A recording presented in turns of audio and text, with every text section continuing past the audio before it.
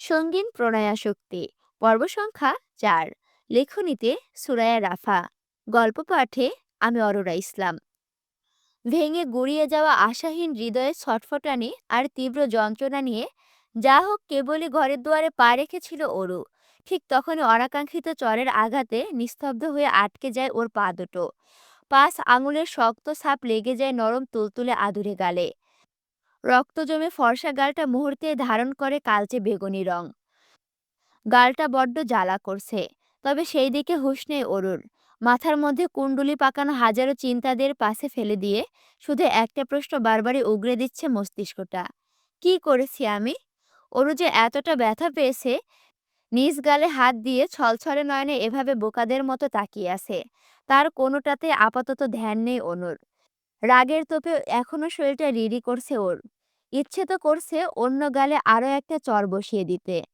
অনুরাগে ফোঁস করছে দেখে অরু কেঁদেই ফেলল। ঠোঁট উল্টে অস্পষ্ট স্বরে বলল, কি করেছি আমি? এভাবে মারলি কেন? পৃথিবীতে কি মার খাওয়ার জন্যই জন্ম হয়েছে আমার? অনু দাঁতে দাঁত পিষে বলল, আমি ছাড়া আর কে মারে তোকে? অরু বলতে চাইল, কে আবার? এই বাড়ির ছোট কর্তা। দেশে থাকতে তো সকাল সন্ধ্যা গায়ে হাত তুলতো। যদিও সে বহু অতীতের কথা, সে কারণে অরু সেসব ভাবতে চায় না। তাই মুখ ফুটে বলল, অযথা কারণ ছাড়া কেন মারবি আমাকে?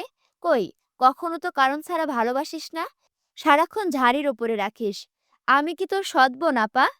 অনুর রাগে অঙ্গারে যেন একটু একটু ঘি ঢালছে এই মেয়ে। ক্রমশ মেজাজ খারাপটা বেড়েই যাচ্ছে। অনু কিরমিরিয়ে বলল, একদম পাকনামি করবি না অরু। আচ্ছা, তোর কি মায়ের জন্য আদৌ কোনো চিন্তা আছে বলতো আমায়? নেই, তাই না? এভাবে কেন বলছিস আপা? বলছি কারণ তুই একটা হাদারাম, আর আমি কিনা তোর উপরে ভরসা করে এত বড় একটা দায়িত্ব দিয়েছি। কি করেছি প্লিজ খুলে বলবি? চেঁচিয়ে ওঠে অরু। অনু এগিয়ে গিয়ে টেবিল থেকে ল্যাপটপটা এনে ওর হাতে তুলে দেয়। নিজের চোখে দেখে নে। ল্যাপটপের ফ্রন্ট স্ক্রিনে ইমেলের ইনবক্স ভেসেছে, সেই সাথে কতগুলো নতুন ইমেল। সবগুলোই আমেরিকা থেকে এসেছে, যা দেখে অরুর কান্না ভেজা চোখ দুটো খুশিতে চিকচিক করে ওঠে। ও কাঁদতে কাঁদতে বলে, আপা, কোম্পানি থেকে মেইল এসেছে, ওরা মাকে উন্নত চিকিৎসার জন্য ইউএসবি নিয়ে যাবে। এটা তো খুশির খবর। অনু একটা দীর্ঘশ্বাস ছেড়ে রাগ মিশ্রিত গলায় বলে, হ্যাঁ, এটা খুশির খবর, কিন্তু এই মেইলটা আরো ১ মাস আগে এসেছে। ওরা ভিসা টিকিট সব পাঠিয়ে দিয়েছিল, ১ সপ্তাহের ফ্লাইট। আজ কৌতূহলবশত আমি যদি ইমেইল বক্স না চেক করতাম, তাহলে এই টিকিট আর ভিসা আমাদের কোনো কাজেই আসতো না।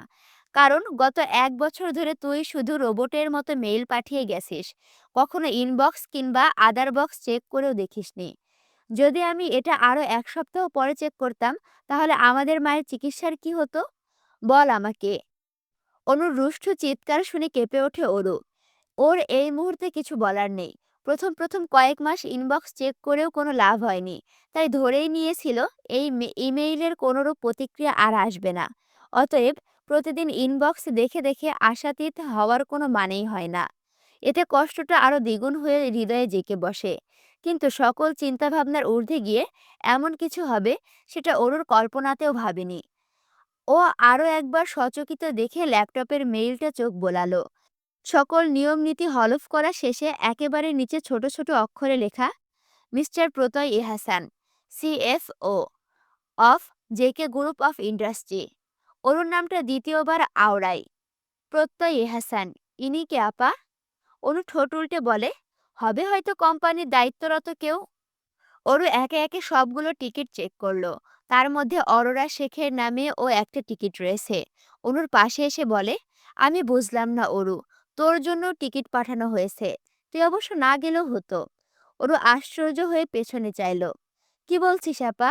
তোরা অত দূর চলে যাবি, আর আমি একা এই ফাঁকা কীর্তিকুঞ্জে একা একা থাকবো?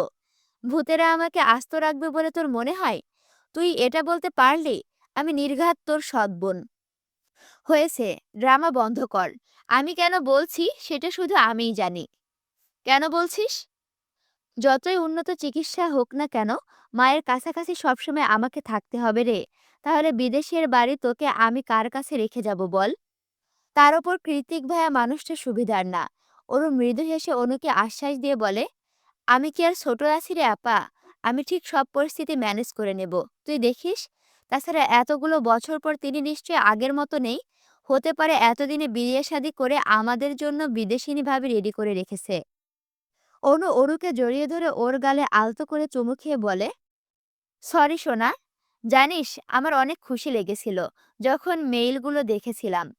কিন্তু রাগটা তখনই হয় যখন ভাবলাম এই মেইল ১ সপ্তাহ পর পেলে আমাদের টিকিট ক্যান্সেল হয়ে যেত। আমাদের মাকে আরো ভুগতে হতো। ওর মুখ কালো করে মাথা নুইয়ে বলে, তুই না আপা, আমি সরি। আমি তো খামখেয়ালি করে কিছুই চেক করতাম না। আমাকে ক্ষমা করে দে প্লিজ।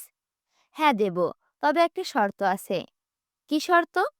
এখন এই মুহূর্তে আমার সাথে মার্কেটে যাবি। অনেক প্রয়োজনীয় শপিং করতে হবে। ১ সপ্তাহের ফ্লাইট।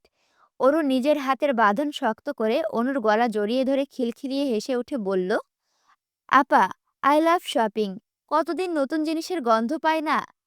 তারপর আনমনেই বলে, এবার আমি নিখিল ভাইকে ঠিক খুঁজে বের করব। আজ রোববার। প্রতিদিনের মতো আজও পড়ন্ত বিকেলে তির্যক সূর্য কিরণহীন হানা দিয়েছে খোলা আঙিনার ন্যায় মহলের বিস্তর ছাদ জুড়ে। বসন্তের দক্ষিণা বাতাসে পতপত করে উড়ছে রশিতে শুকাতে দেওয়া সারি সারি জামাকাপড়। সেগুলো নিতেই এসেছে অরু। তবে ছাদে পা রাখতে মনটা কেমন উদাসীন হয়ে গেল ওর। পায়ে পায়ে এগিয়ে গিয়ে বসে পড়ল শ্যাওলা পড়া চ্যাপ্টা রেলিংয়ের ওপর। বর্ষার দরুন হাঁটু অবধি খোলা চুলগুলো ধুলো ময়লায় জমা মেঝেতে গিয়ে ঠেকল। গোধূলি বেলায় মেঘ ভেজা বাতাসে তালে তালে হাঁপড়ে একটা চাপা নিঃশ্বাস বেরিয়ে এলো ওর বুক চিরে। আজমেরি শেখকে ইতিমধ্যে ইমার্জেন্সি ফ্লাইটে তুলে দিয়ে এসেছে ওরা দুবোন। ওদের ফ্লাইট রাতে। আর কয়েক মুহূর্ত মাত্র, তারপর এই মহল বাগান বিলাসে ঘেরা বিশাল বাড়ি, বাড়ির পিছনে সুপারি বাগান, সামনের বিশাল গেট সবকিছু মানবশূন্য হয়ে পড়বে। প্রিয় ক্যাম্পাস, প্রিয় বান্ধবী, আর সবচেয়ে প্রিয় নিখিল ভাই, সবাইকে ছেড়ে বহুদূরে পাড়ি জমাবে অরু। অচেনা দেশে সবাই অচেনা মানুষের ভিড়ে সাদামাটা বাঙালি অরুর জন্য কি অপেক্ষা করছে কে জানে। কেবল ভরসা একটাই, মায়ের সুস্থতা। আর মন গহীনের অযাচিত এক অদম্য ইচ্ছা, নিখিল ভাইকে খুঁজে বের করা। অরু জানে কাজটা এতটাও সহজ নয়। তবেও চেষ্টা করবে। পৃথিবীটা তো গোলাকার। তার ওপর একই দেশে থাকবে ওরা।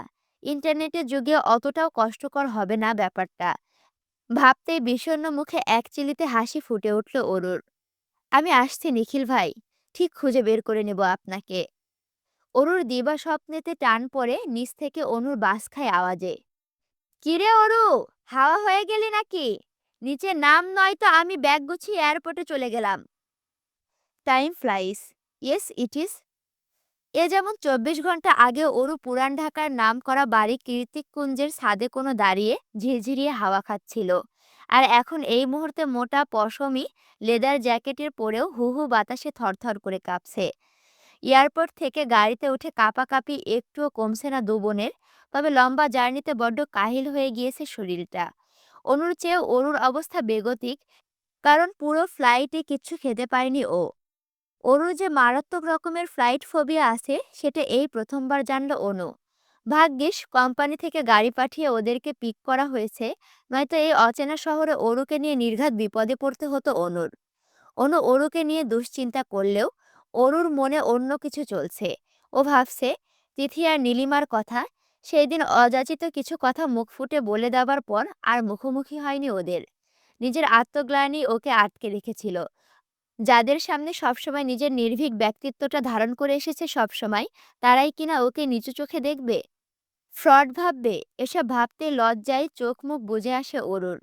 যার জের ধরে এতদূর চলে এসেছে, তবুও নিজের বান্ধবীদের একটাবার জানায়নি পর্যন্ত। বরং অরুর মনে হচ্ছিল দেশ ছেড়ে চলে গেলেই ভালো হবে। তিথি আর নীলিমার মুখোমুখি হতে হবে না আর। ও বেঁচে যাবে। সান ফ্রান্সিসকোর শহরের পরিবেশ ছাড়িয়ে আরও প্রায় ঘন্টাখানেক গাড়ি চলল। নির্জন হাইওয়ের রাস্তার মাঝে মধ্যে দু একটা প্রাইভেট কার ছাড়া আর কিছুই চোখে পড়ল না ওদের। কিছুদূর পরপর রাস্তার কোল ঘেঁষে দু একটা ওয়ালমার্টস আর ম্যাকডোনাল্ডস এর ক্যাফেটিয়া দেখা গেল। তবে সেগুলো জনমানব শূন্য। এছাড়া রাস্তার দুপাশে যা চোখে পড়ে তা হলো উঁচু নিচু পাহাড় আর সারি সারি উইন্ডমিল। তবে চারিদিকের পরিবেশ প্রাণ জুড়িয়ে দেওয়ার মতোই সুন্দর। আঁকাবাঁকা পাহাড়ি রাস্তাগুলো পরিষ্কার তকতকে দেখে মনে হচ্ছে আজই পিচ ঢালা হয়েছে এতে। অথচ বাংলাদেশ হলে মানুষের গিজ গিজ আর ময়লা আবর্জনায় রাস্তার মুখখানা দেখার পর্যন্ত উপায় নেই। যেতে যেতে ওরও বোধ করল এদেশের মানুষ যতটা শৌখিন ঠিক ততটাই পরিশ্রমী। আসলে এইখানে ওরুর কোনো দোষ নেই। প্রথম পরিচিতিতে মানুষের ভালো দিকগুলোই বেশি নজরে আসে। অপেক্ষার অবসান ঘটিয়ে একটা ছোট মাটো ডুপ্লেক্স বাড়ির সামনে গিয়ে থামলো গাড়িটা। এতক্ষণ সবকিছু ঠিকঠাক থাকলেও হুট করে নার্ভাস লাগতে শুরু করলো অরুর। হাত পা গুলো যেন অবশ হয়ে এসেছে, সেই সাথে বমি বমি ভাব। মনে হচ্ছে কিছু একটা গলায় আটকে আছে। কিছুক্ষণ বাড়িটার দিকে তাকিয়ে কাটিয়ে দিল ও। ততক্ষণে অনু নেমে ওপাশ থেকে বারবার তাড়া দিচ্ছে। কি হলো নাম? তোকে রেখে আমি হসপিটালে যাব, ইমার্জেন্সি কল এসেছে। গাড়ির সাউন্ড প্রুফ কাচ গলিয়ে সে কথা অরুর কানে গেল না। ও আস্তে করে সময় নিয়ে নামলো। বাইরে প্রচণ্ড বাতাস আর গুড়ি গুড়ি বৃষ্টিতে ঠান্ডা জমে যাওয়ার উপক্রম। অরু নামলে ড্রাইভারের মতো লোকটা একটা কার্ড ধরিয়ে দিয়ে বলল, this is house password. Aru মাথা কাত করে কার্ডটা নিল। অনু এগিয়ে এসে অরুকে বলল, তাড়াতাড়ি চল, জমে যাব নইলে। অরু এখনও নিশ্চুপ, শুধু ওপর নিচ মাথা নাড়িয়ে সায় জানালো। কিন্তু অনুর আর বাড়ির ভেতরে ঢোকা হলো না। তার আগে ওর ফোনটা বেজে ওঠে। ফোনটা রিসিভ করে অনু কি কি বলল সেই সব কিছুই কানে যায়নি অরুর। তবে তার পরপরই ওর শরীর জমে হিম হয়ে গিয়েছে। বাইরের খারাপ ওয়েদারে এই শীতলতার কাছে কিছুই নয়। কারণ এবার ওর শরীর নয়, বরং কলিজা জমে এসেছে। একটু আগে ফোনে কথা শেষ করে অনু এসে জানায়, আমাকে এক্ষুনি হাসপাতালে যেতে হবে অরু। অনেক ফর্মালিটিস বাকি। আর সব কাগজপত্র আমার ব্যাগে। এগুলো না পূরণ করলে ওরা মাকে ভর্তি করাতে পারবে না। মায়ের শরীর আরো খারাপ হয়ে যাবে। তুই পাসওয়ার্ড দিয়ে দরজা খুলে ভেতরে গিয়ে বিশ্রাম কর। আমি যত তাড়াতাড়ি সম্ভব চলে আসব। অরু চমকাই, হকচকিয়ে বলে, না না, আমি একা ভেতরে যেতে পারবো না। যদি কেউ থাকে, তার চেয়ে বরং আমি তোর সাথে যাব। পাগলামি করিস না অরু। বাইরের অবস্থা দেখেছিস? আমি শিওর রাত হলে ঝড় আসবে। তাছাড়া তুই না বলেছিস আমার কথা শুনবি? ওর ঠোঁট উল্টে কাঁদো কাঁদো হয়ে বলে, আমার ভয় লাগছে আপা। যদি ভেতরে কেউ থাকে? আমি যতদূর জানি কেউ বাড়িতে নেই, নয়তো ড্রাইভার পাসওয়ার্ড দিত না। আর যদি থেকেও থাকে তুই নিজের পরিচয় দিবি, কোনো বোকামি করিস না, কেমন? অরু ঘাড় কাত করে সায় জানালো। অনু পুনরায় গাড়িতে উঠে পড়ে। যেতে যেতে বলে, সাবধানে থাকবি। প্রয়োজন হলে ফোন করবি।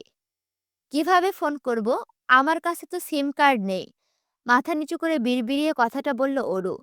অচেনা দেশ, অচেনা শহর, অচেনা একটা বাড়ি। এখন আপাও চলে গেল। এর চেয়ে অসহায় বোধহয় এই 18 বছরের জীবনে আর কোনোদিন লাগেনি অরুর। চারিদিকের অবস্থা বেগতিক। আকাশটা কালো মেঘে ঢেকে ঘুটঘুটে অন্ধকার হয়ে আছে। এখানে আর দাঁড়িয়ে থাকার উপায় নেই। তাই তো দুরু দুরু বুকে ফ্রেঞ্চ গেটটা খুলে ফ্রন্ট ইয়ার্ড থেকে পা টিপে টিপে সদর দরজার সামনে গিয়ে দাঁড়ায় অরু। তারপর কার্ডটুকে দেওয়া পাসওয়ার্ড দিয়ে দরজা খুলে ও। আশ্চর্য হলেও সত্যি, পাসওয়ার্ডটা ছিল খুবই কঠিন। কে এত বুদ্ধি খাটিয়ে কৌশলে পাসওয়ার্ড সেট করেছে সেটাই আপাতত ভাবছে অরু। তবে ওর ভাবনা বেশিক্ষণ স্থায়ী হলো না। তার আগে সদর দরজা খুলে গেল। ভেতরে প্রবেশ করে চারিদিকে একবার ভালো করে চোখ বুলিয়ে নিল অরু। কেউ নেই বাড়িতে। লোকালয় ছাড়িয়ে অনেকটা নির্জন পরিবেশে ছোট্ট একটা ডুপ্লেক্স বাড়ি। নিচতলায় পুরোটা জুড়ে বিশাল হলরুম। তার একপাশে আধুনিক ধাঁচের কিচেন কাউন্টার। কাউন্টারের সামনে সেট করা দুটো বারস্টুল কিচেন। আর হলের সামনের মাঝে কোনো দেওয়াল নেই, বরং কিচেন কাউন্টারের সামনে গোলাকার ডাইনিং। হলরুমের ঠিক মাথায় কিছু আধুনিক কারুকাজ করা নরম সোফা আর ডিভান। ডিভানের ওপর এবড়ো থেবড়ো হয়ে পড়ে আছে একটা কুমড়ো সাইজের কালো রঙের হেলমেট। তার সামনে বিশাল মনিটর। টিভি হবে হয়তো। কিন্তু এত বড় টিভি কে দেখে ভাই? ভুরুজোড়া কুঁচকে গেল অরুর। সামনের দিকে ভালো করে পর্যবেক্ষণ করে পেছনে চাইল ও। দেখল দক্ষিণ গেটের দেওয়ালটা পুরোটাই কাচের। অরু ঠোঁট উল্টে মিনমিনিয়ে বলল, বোরিং। প্রয়োজনের বাইরে কোনো জিনিসই নেই। এত সুন্দর বাড়িটা আমার হলে আমি মন ভরিয়ে সাজাতাম। আপাতত আর কিছুই দেখার ইচ্ছে নেই ওর। শরীরটা বড্ড ক্লান্ত।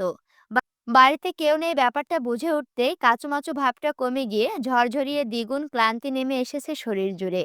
কাচের চকচকে সিঁড়ি বেয়ে ওপরে উঠে কোনো মতে ভারী জামাকাপড় পাল্টে প্লাজো আর টি শার্ট চড়িয়ে শরীরটাকে জড়িয়ে দিল নরম বিছানা আর কমফোর্টের ভাঁজে। অরু, এই অরু, অরু। সুন্দর ভেলভেটের ন্যায় নরম বিছানার মধ্যে থেকেই নড়েচড়ে উঠল ঘুম কাতুরে অরু। অরু! অনেক দূর থেকে আপার আওয়াজ ভেসে আসছে। মনে হয় সকাল হয়েছে, তাই তো প্রতিদিনের মতোই এত ডাকাডাকি। কিন্তু আজ ঘুমটা বড্ড ভারী লাগছে। চোখ খোলাই যাচ্ছে না। এত নরম কেন লাগছে বিছানাটা? মনে হচ্ছে শরীরটা টানছে নিজের দিকে। অনু আবারও ডাকে শব্দ করে।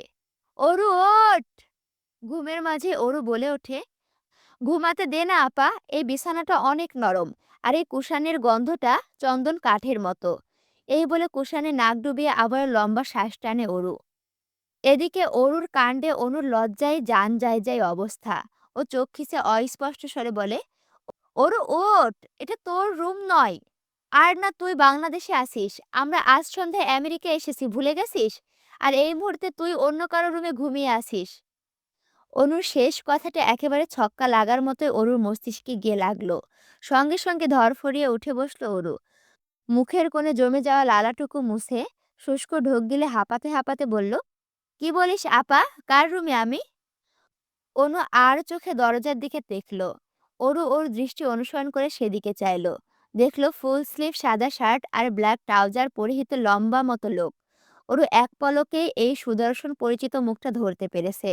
এটা অন্য কেউ নয়, স্বয়ং জায়ান কৃতিক চৌধুরী। অরুর মাথাটা ভো ভো করে ঘুরছে। কি করেছে ও এটা? কার বিছানায় এতক্ষণ ধরে ঘুমিয়েছে? এই মুহূর্তে দরজার বাইরে থেকে ওর দিকে অনুভূতিহীন দৃষ্টিতে তাকিয়ে আছে লোকটা। নিষ্প্রভ শীতল চাহনি, কিন্তু বরফে কেটে ফেলার মতোই ধারালো আর তীক্ষ্ণতা চোখ দুটোতে। কি আছে ওই চোখে? রাগ, বিরক্তি, কৌতূহল নাকি অন্য কিছু? ধরতে পারল না অরু। পাশে শুধু আস্তে করে ভয়ার্থ ঢোক গিলল। তাড়াতাড়ি চল, আমাদের রুম অন্য পাশে। অনু তাড়া দিতে অরু তড়িঘড়ি করে উঠে অনুর পেছন পেছন চলে যায়। যাওয়ার সময় খুব সতর্কে আরো একবার পেছনে তাকায় ও। পেছনে তাকাতেই হুট করে চোখাচোখি হয়ে যায় ওই রহস্যে ঘেরা চোখ দুটোর সাথে। সঙ্গে সঙ্গে হৃদয়টা কেঁপে ওঠে ওর। করিডোরের মাঝ বরাবর পকেটে হাত গুজে দাঁড়িয়ে এখনো একইভাবে তাকিয়ে আছে কৃতিক। ওরও আর তাকানোর সাহস পেল না। দাঁত দিয়ে নখ কামড়াতে কামড়াতে দ্রুত অন্য রুমে ঢুকে পড়ল ও। ওরা চলে গেলে কৃতিক ওর নিজের রুমে পা বাড়ায়। রুমে ঢুকতেই ফ্লোরে পড়ে থাকা মেয়েদের কাপড় চোপড়ে পা আটকে যায় ওর। সেইগুলো এক প্রকার ইগনোর করেই বিছানায় গা এলিয়ে দিল। কুশানটা এখনো অরুর লালায় ভিজে আছে। তার ঠিক পাশে সুতোর মতো আটকে আছে লম্বা একটা চুল। কীর্তিক চুলটা হাতে তুলে ধরে। স্বাভাবিকের চেয়েও বেশ লম্বা চুলটা। খানিকক্ষণ ওটাকে উল্টে পাল্টে নিয়ে ভুরু কুটিয়ে কীর্তিক বলে, এত বড় কবে হয়ে গেল? এই যে সোনামনারা, কত বড় হয়েছে এই পর্বে আর বলেনি কিন্তু। তাই পরবর্তী পর্ব দেখার জন্য ভিডিওতে লাইক, কমেন্ট, শেয়ার করো। আর এখনো যদি আমার চ্যানেলটি সাবস্ক্রাইব করে না থাকো, অবশ্যই সাবস্ক্রাইব করে পাশে থাকো। দেখা হচ্ছে পরবর্তী ভিডিওতে। আল্লাহ হাফেজ।